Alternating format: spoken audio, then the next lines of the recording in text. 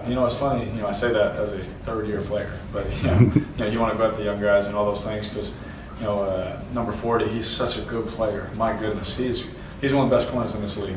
He really is. And he's in the hip pocket of every route. He's very smart. He knows formationally and what coverage he's in, what he can do and what he can't do. He knows where his help is.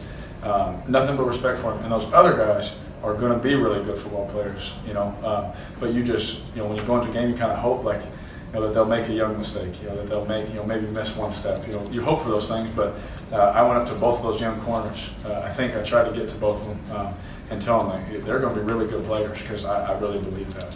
What do you think of that mindset when you're down 14 points in the second half and Brees just keeps churning out touchdowns? He never stops, right? My goodness, that guy. I told him after the game, I said, Drew, I'm such a huge fan. That's what I said.